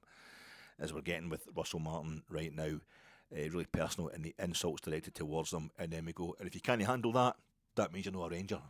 Fuck off. I'm sick of it. It's cowardly. It's just cowardly as far as I'm concerned. But the part 4, if we can just take it in the chin just now, we're heading towards getting that first league title and Rangers winning a league title in front of us for the first time since 2011. It is too long. I know it's too long. But we went through too much in 2012 for it to be anything other than a long journey back to what the real aim is, the real goal is winning league titles and retaining them, winning multiple trophies in a season. That's when we know we're properly back. That's when we know our job is done, and I think we're really close to it, if we just a wee bit. The old ways are changing. Tav's interview after the game on Saturday, at first I thought he was basically going to throw Russell Martin under the bus, but I feel as if there was a kind of unity there almost. He's angry with the performance, he's angry with how desperate it was, but even he's got to, to tell that, are you angry? And I think he misphrased it. He said, I believe I am, or something like that. I think he meant to say, you better believe it. You better believe I'm angry. But he kind of come out as believe. But luckily, nobody picked him up in that, the way they picked up Connor Goldson a few seasons ago in the first game after Steven Gerrard had left us after that League Cup semi-final against Hibs. And people just deliberately took him to bits for stuff that he clearly didn't mean. They were rephrasing, they were quoting him directly when they were deliberately misunderstanding what Big Connor was trying to say. He was trying to tell us he was angrier than the rest of us. And I thought, Tav's going to get hung out to dry for miswording that there, but he hasn't been. And even then, he had to kind of tell the bloodlust and rage farming hacks that him screaming blue murder at all the new young teammates is not the way to get ahead in the modern game. It's not the way the modern game works. Rage and hate just doesn't cut it in real life anymore. And it's probably why so many people are so raging and hateful online, because it doesn't work in real life. And I think it applies to that kind of lesson should be applying to fans now as well, as much as managers and captains. You have to encourage now. We have to build something. Let's be patient. Let's have Rangers winning again because of us and not in spite of us. I think I've spoke more than enough. And who are we going to replace him with? Who are we going to replace Russell Martin with? Anyway, that'll be super exciting. Literally any living thing would do a better job, would be the reply from most Blue Noses. Nuno Espirito Santo from Nottingham Forest, as I was saying in the Rangers review yesterday, that's not a good fit at all. Wrong kind of football, likes a lot of money. Jose Mourinho, never going to come to Rangers. Tav is player manager. I think that's definitely to the end of the season. It's far too easy to get another full-time manager in. It's only you're willing to admit that it's really early in the season. It's too early in the season to get to be getting a caretaker to take us to the end of the season. But it's not too early in the season to be sacking Russell Martin. £20 million has been spent in his image, spent in Russell Martin's image. Raskin running the roost again as soon as another manager comes in. I just don't think that's right. I don't think we want to begin back to that straight away. Steven Gerrard seems to be the only option we have. I can't help seeing the parallels. I'm just thinking this through as I'm stumbling along here. This pod's far too long as usual because it's another crisis, isn't it? I can't help comparing the whole thing. I was talking to an old friend on the feedback comments here under one of my posts the other day about how it's very comparable to the Paul Le Guen situation. I was saying this before a previous pod, that it's, Nico Raskin is a Barry Ferguson figure who is in conflict with a manager that the support don't like, so he becomes a bit of a martyr and blah, blah, blah. And Barry Ferguson won that, and we just went back to... Paul Le Guen was supposed to be revolutionising the club and doing it on the cheap, basically. It was all going to be coached, so we're going to reset everything, and it was a new modern way of playing football, and it wasn't working quick enough. When we gave him 6 months, and it wasn't working quick enough, so he had to go, and Barry Ferguson was the guy who was telling him from within the dressing room that he had to go. And now we get Nico Raskin doing it. So Walter come back in 2006, 2007. Walter comes back early January, and everything kind of eventually goes back to normal. He gets in 2 good centre halves, and that's us. Where everything goes back to normal, and it was glorious. It's my most kind of romantically exciting period of my life as a Rangers supporter. Walter's second coming, but Who do we have just now that's just that kind of staring you in the face, guaranteed to get you to a certain level of winning league titles again? Who is that option just now? Steven Gerrard failed at Villa. Walter Smith struggled at Everton when he was totally let down. He was totally sold. Him and Archie Knox were conned basically by Peter Johnson, was the Everton chairman when they first arrived there, and started selling all his best players. And Walter just never got the credit he deserved for keeping Everton up all these seasons. No last day get out of jail games for Walter. He got that sorted straight away, but he's still seen as being, he was eventually sacked by Everton, but he goes to Man United for 6 months under Ferguson, does a bit of coaching, and then he gets a Scotland job, and he's kept his eye in.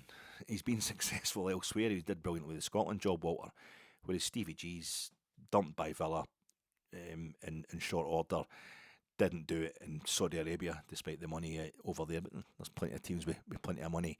I don't know that he's got the appetite. I don't know if he's got the fitness. I don't know if he's got the ability. And when he was previously here, of course, he did it all with Michael Beale at the helm. I don't think we have that. I mean, Alec McLeish and Dick Advocaat are well past it now. They're not going to be coming back in, stepping in. There's nobody really there that you're just going to go, oh, that's the obvious option.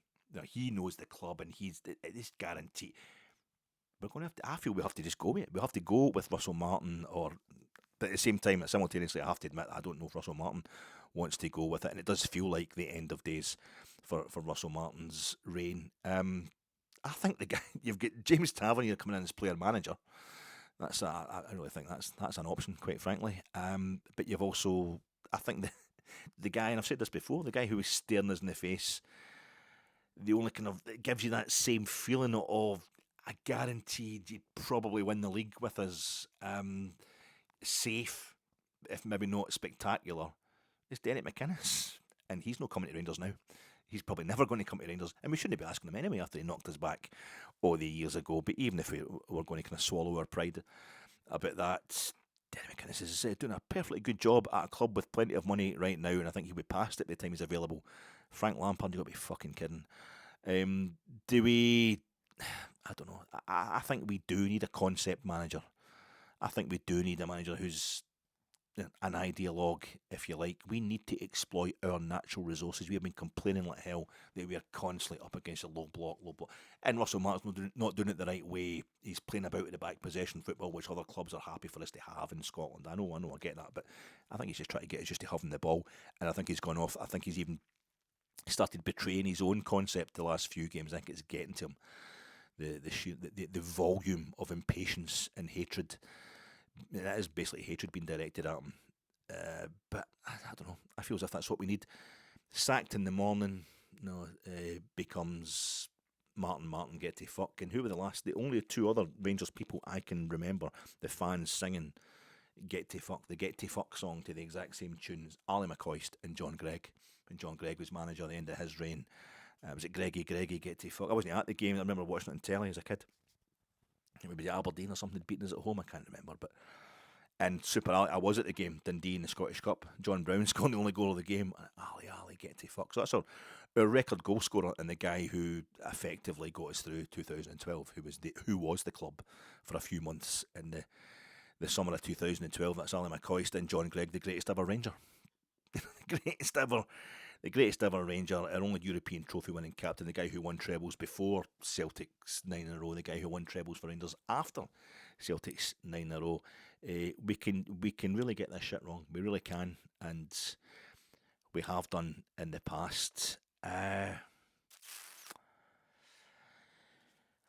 might as well end with a horrible analogy. I wasn't really sure about using it, but sod it, because it's something that always comes to me, and it's in a really cool, and I'll explain why. It's going to start off, it'll sound really horrible. There's a great book behind me if you can see it, and I know my voice will be out of sync just now with the picture, but if you can see behind me over my shoulder there, Samantha Power, A Problem from Hell.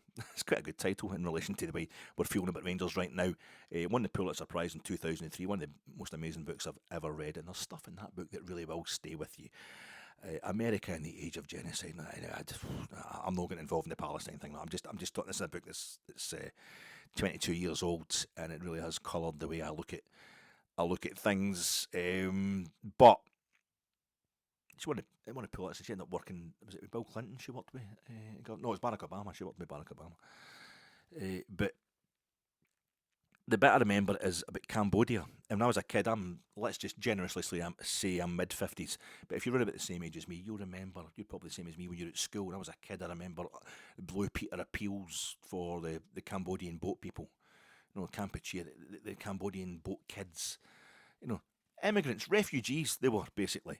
And they were fleeing the horrific Pol Pot Khmer Rouge regime that had taken over in Cambodia. Genocidal, properly genocidal regime over there. I remember the minister coming in to assembly at school and we're saying, making us all say a wee prayer, and we to say a wee prayer for the Cambodian boat kids, and hopefully they could get, because they were fleeing to safety, wherever they could get safety, all over the world. Because what had happened was, the Khmer Rouge took over in Cambodia, and just the population was 3 million, and they killed 1 million. They basically killed a third of the country through these retributions and just mass paranoia. Just horrific, just beyond all belief. The stuff that was going on. Famously, the bit where they were killing people who wore glasses because they were supposed to be intellectuals. If only they'd watched one of these podcasts, they would know that that's very much not the case. MDB Specs on, they were getting it as well. They were just killing everybody they possibly could, who any chance of being in any way anti-communist, and it was a very specific, horrific type of communism or Marxism, whatever it was. The Khmer Rouge, they got to a point where I think UN fact finders or something went in there afterwards, and it was bones were sticking out the ground. They ran out of soil to bury people in because they were killing people at such an awful rate. They run out of places. There was a lack of actual ground to put them into, so their bones would be sticking out. They couldn't get the depth because it was just piled high with bodies. And so the question was, obviously, everybody knew what was happening there. And the question was, should the Western world, should we intervene? Should we go in there and try and stop this? And try and stop Pol Pot, try and stop the Khmer Rouge and what they were doing. And the problem was, at that point in time, America had just come out of Vietnam. The United States, obviously, were leading the way when it came to foreign policy. It just come out of Vietnam, and it was like, no, there was no appetite whatsoever. It was a massive wound in the American psyche, and thousands of American servicemen enlisted. And Donald Trump managed to get out of it. They'd lost their life over there in Vietnam. The appetite for this kind of domino theory foreign policy, where you try to get in ahead of any regime that was likely to be pro-Soviet in any country in the middle of the Cold War, as it was, that they were still doing what they could, but there was no appetite whatsoever for an intervention. Cambodia was on the border with Vietnam, still is, I think. There was no appetite to go in that part of the world in particular again, and so it was just seen as, no, we can't, because this policy of intervention hasn't worked. Now, what happened was, accidentally, the Khmer Rouge, because they were so stupid, so busy being paranoid and murdering folk, being just like gangsters, in terms of actual, foreign policy, they accidentally went over the border, and some of their soldiers in a tank or something accidentally went over the border into Vietnam, which of course was now controlled by the Viet Cong. They haven't get rid of the Americans, and the Viet Cong hunted them, and they chased these guys back across the border into Cambodia, and they kept chasing them. And they experienced next to no resistance, and they just kind of go. I think they got about half a dozen tanks together or something, or a few trucks, the Viet Cong, and they said, let's just keep going. And they eventually, within 2 weeks, they'd taken the entire country. They just, because it was, everybody who could run anything was dead. Every institution, everybody killed. That's not the point. It's not a point about why genocide is bad. I don't think they need to be told that point. It's the policy was wrong. This idea that we're not going to be interventionist.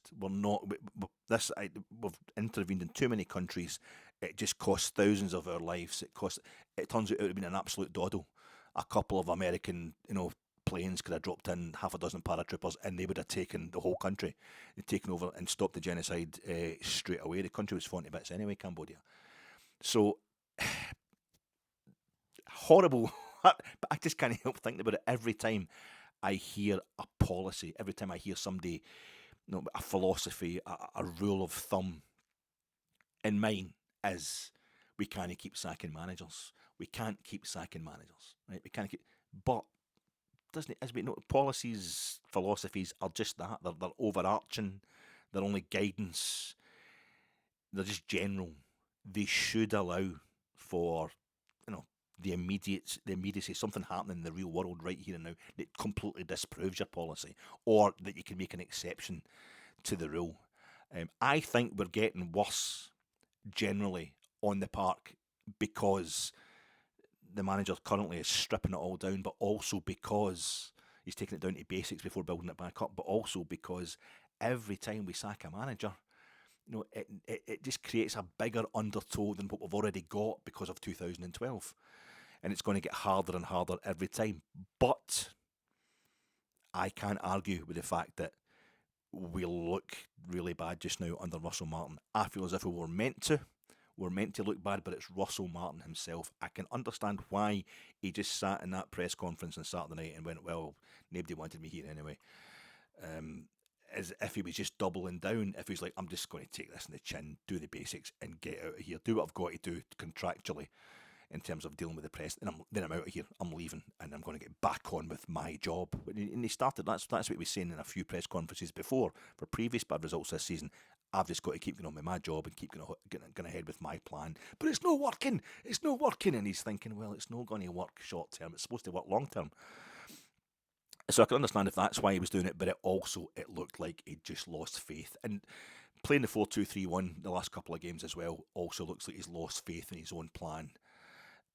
I also feel as if he's been really struck by how much resistance there probably is in the dressing room to his stuff. And I think it's because Nico Raskin, looking from the outside, I can't help siding with the manager on this one. Nico Raskin's the most talented player at our club, but he's not all that.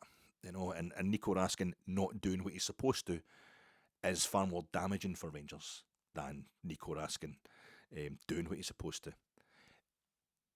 Joe Rothwell, another one of the extremes that kind of upset me, notable reactions that upset me on Saturday, was we had momentum in the second half.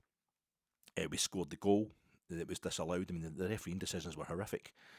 On Saturday, we could quite easily have won that game 1-0 on Saturday, and what a difference that would have made. Played poorly but won the game 1-0, so that's an improvement, our first league win. But it didn't suit the narrative to be back in Rangers. Rangers supporters don't want to be back in Rangers. That's always worrying. That's what gets my back up, which makes me suspicious of this kind of mass reaction. But Joe Rothwell come on and changed. He came on 55 minutes, and for 15 minutes he really changed the momentum of the game. And it was like, what I'm hearing post-match is, we got in the goal, it was disallowed, but then Russell Martin changed it to a back three, and all momentum was lost. And the Hearts brought on 3 substitutes before they scored the second goal. They made a triple substitution. They might have brought on another one as well. I've not looked into it. I can't remember. I was too traumatised at the time, but too traumatised by what was going on around me. But also, Joe Rothwell got injured after being on the park for 15 minutes. And he went off just at the point where we changed it to 3 at the back as well. That's where the momentum was lost, because we lost a guy who was playing well. But there's such a binary situation has been set up between Joe Rothwell and Nico Raskin that it can't be because Joe Rothwell went off the park. It has to be because the manager went to a back 3, because the manager has sacked Nico Raskin, and the manager has to be wrong. And I instinctively hate that. I think that's wrong. I think that's wrong-headed. I think we're not able to deal with things that are going to have to get rougher before they get better. But at the same time, I see Russell Martin's, and maybe he has just given up. Maybe he's had enough and he can't handle it. And doesn't my policy, my philosophy, we can't keep changing managers. This is going to get worse before it gets better. Maybe that's just right out the window. Maybe it's staring me right in the face. The Rangers are just bad and getting worse. And Russell Martin himself is resigned to leaving, as opposed to him having to leave. It's the same thing night on night. Who's wrong, baby, who's right? Another fight and I slam the door on. Another battle in our dirty little war. When I look at myself, I don't see the man I wanted to be. Somewhere along the line, I slipped off track. 2012. Oh, 1 step up and 2 steps back. Far too long a pod, folks, or maybe not, considering everything that has gone on. I'll try and split it up and make it easier for you to digest little segments. Take your time watching it. It's a bit stupid saying that at the end of the pod, isn't it? I should really have said that at the beginning of the podcast. The idea is that I'll come back to you on Friday at the latest with a little preview of the Hibs game. But one of the other reasons for putting out a pod just now is to just note my feelings at this moment in time, because I still am not 100% sure that Russell Martin isn't going to walk before the end of the week. Probably not. Probably not. So if there's not a requirement for another pod before the manager's, whoever that manager might be, pre-match press conference ahead of Hibs in the League Cup, where we might not be able to win a league game this weekend, but we could beat somebody from the same division. Are Hibs going to wear that strip?